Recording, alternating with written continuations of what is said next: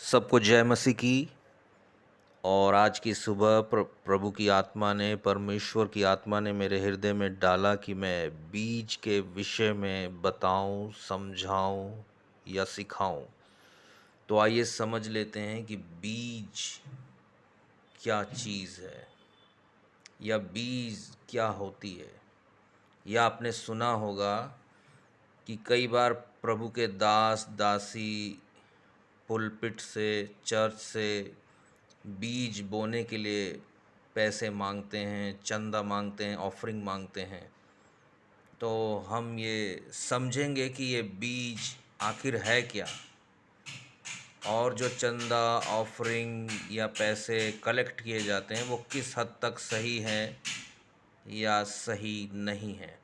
तो चलिए मेरे साथ निकालिए लूका उसका 8 और उसका 4 से हम पढ़ते हैं। लिखा, जब बड़ी भीड़ इकट्ठी हुई और नगर नगर के लोग उसके पास चले आते थे, तो उसने दृष्टांत में कहा, एक बोने वाला बीज बोने निकला, बोते हुए कुछ मार्ग के किनारे गिरा और रौंदा गया और आकाश के पक्षियों ने उसे चुग लिया। कुछ चट्टान पर गिरा और उपजा, परंतु तरी न मिलने से सूख गया।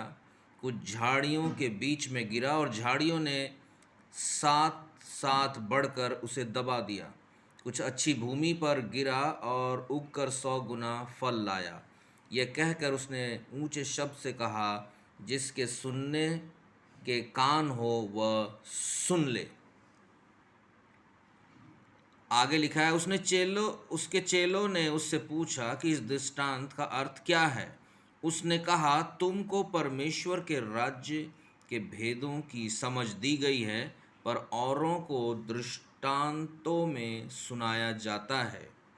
वे देखते हुए भी ना देखें और सुनते हुए भी ना समझे। 11वां पद जो सबसे इम्पोर्टेंट है, इसे समझना आपके लिए, मेरे लिए, हम सभी के लिए बहुत ज़रूरी है कि बीज क्या है। तो यीशु मसीह ने उत्तर दिया, दृष्टांत का अर्थ यह है कि बीज परमेश्वर का वचन है। आमीन। दृष्टांत का अर्थ यह है, बीज परमेश्वर का वचन है।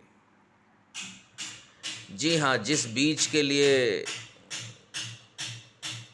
पैसे मांगे जाते हैं प्रभु के दास दासियों के द्वारा,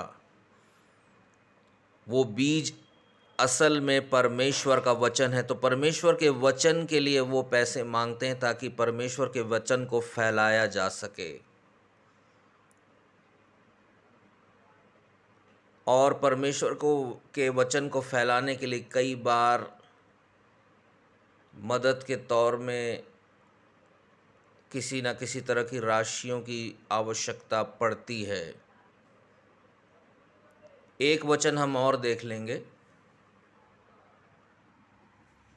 जी, ये है यूहन्ना का 6ठा अध्याय और उसका 63 पद। जॉन 6:63 लिखा, आत्मा तो जीवनदायक है, शरीर से कुछ लाभ नहीं। जो बातें मैंने तुमसे कही हैं वे आत्मा हैं और जीवन भी है। एक बार और पढ़ देता हूँ।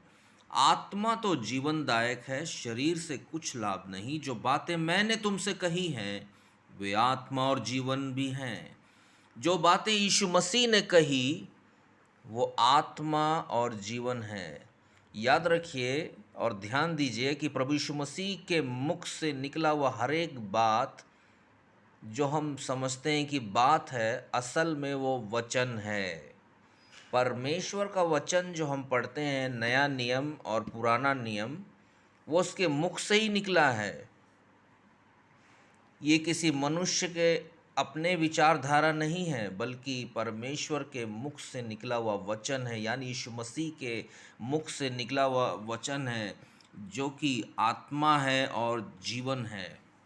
तो इसे ही बीज कहते हैं, जैसा हमने पिछले पदों में पढ़ा। परमेश्वर का वचन बीज है। एक बार फिर से आइए पीछे। दृष्टांत का अर्थ यह है, बीज परमेश्वर का वचन है। तो परमेश्वर के वचन के लिए यानी बीज के लिए जब पैसे मांगे जाते हैं, ऑफरिंग मांगे जाते हैं, चंदा इकट्ठा किया जाता है, तो वो कितना जायज़ है। जब एक कलीसिया भरी हो, अच्छी खासी हो, और जब पुलपिट पे बीज के लिए पैसे मांगे जाते हैं, तो कोई एक व्यक्ति उस बीज के लिए पैसे नहीं दे रहा होता है, बल्कि पूरी कलीसिया, आधी कलीसिया या आधे से ज़्यादा कलीसिया के लोग उस बीज के लिए पैसे दे रहे होते हैं। ध्यान देने की बात यह है कि कई बार ये चीज़ सही नहीं है, क्योंकि परमेश्वर का वचन अपने आप में इतना सामर्थी है कि वो किसी धन राशि का मोहताज नहीं। वो फैलता चला जाता है, फैलता चला जाता है, कितना भी रोको मगर वो फैल जाता है, क्योंकि परमेश्वर का वचन आत्मा और जीवन है, और वो यीशु मसीह है। यीशु मसीह को और परमेश्वर के वचन को किसी तरह के धन राशि की आवश्यकता नहीं है। तो फिर ऐसा प्रभु के दास दासी क्यों कहते हैं? मैं किसी भी प्रभु के दास और दासी के खिलाफ नहीं हूँ, मगर हाँ, ये सच है, ये एक प्रकार का धोखा, भ्रम और लालच है, क्योंकि वो धनराशि प्रभु यीशु मसीह को नहीं चाहिए, पर वो धनराशि उस प्रभु के दास और दासी को चाहिए। किस लिए? अपने लिए। जी हाँ, जैसे कि आपको मालूम होगा या नहीं मालूम है, मैं बता देना चाहता हूँ। 5 प्रकार की बुलाहट है: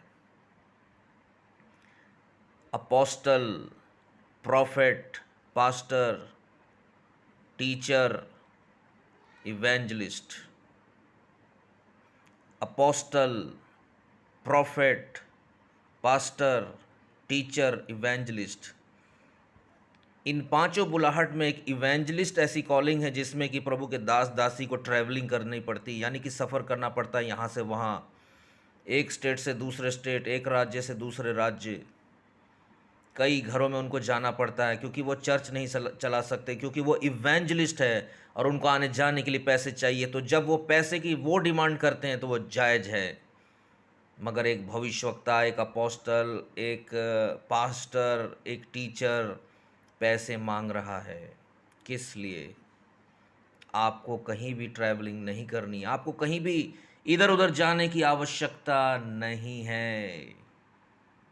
इन्हीं बातों से मनुष्य प्रभु यीशु मसीह की नज़रों में गिरता है, क्योंकि वो नहीं जानता कि प्रभु यीशु मसीह हमारी हर एक बारीकियों पे नज़र रखते हैं। तो क्या पैसे देना उचित है? नहीं उचित है। जब आप देख रहे हैं कि सामने वाला व्यक्ति लाचार है, बेबस है, उसके पास परमेश्वर के राज्य को फैलाने के लिए पैसे नहीं हैं, उसके रंग रूप को, उसके कपड़े को देखकर लगता है, उसके घर बार को देखकर लगता है कि हाँ, उसे पैसे की ज़रूरत है, तो आप दीजिए, और आपको देना चाहिए। मैं किसी भी मसीह भाई बहन के खिलाफ नहीं हूँ, पर मैं सिखाना चाहता हूँ कि परमेश्वर का वचन अपने आप में इतना सामर्थी है कि उसे रोकने से रुकेगा नहीं, बल्कि फैलता चला जाएगा। हाँ, यदि आप किसी ऐसे प्रभु के दास दासी को देख रहे हैं जिसका जीवन कष्टों में बीत रहा है, मगर वो प्रभु का कार्य कर रहा है, तो उसे दीजिए। हो सकता है उस धनराशि से वो परमेश्वर के राज्य को आगे और आसानी से बढ़ाता चला जाए। ख़ास तौर से मैं बात करता हूँ इवेंजलिस्ट के लिए, क्योंकि इवेंजलिस्ट ऐसी बुलाहट है जिसमें प्रभु के दास दासी को एक स्थान से दूसरे स्थान में जाना पड़ता है, और उसके लिए वाकई में पैसे की ज़रूरत पड़ती है। मुझे विश्वास है प्रभु यीशु मसीह ने अपना कार्य कर दिया है और आप लोगों को बुद्धि मिल गई है, इसलिए बुद्धिमान बनिए, प्रभु में बने रहिए, प्रभु का भय मानिए। अंत के दिनों में हैं हम लोग, बचे रहिए, छिपके रहिए, संभल के रहिए, परमेश्वर का राज्य फैलाते रहिए, हर बातों में धन्यवाद करते रहिए। प्रभु आप सभी को बहुतायत से आशीष दे, यीशु मसीह के नाम से आमीन, आमीन, आमीन।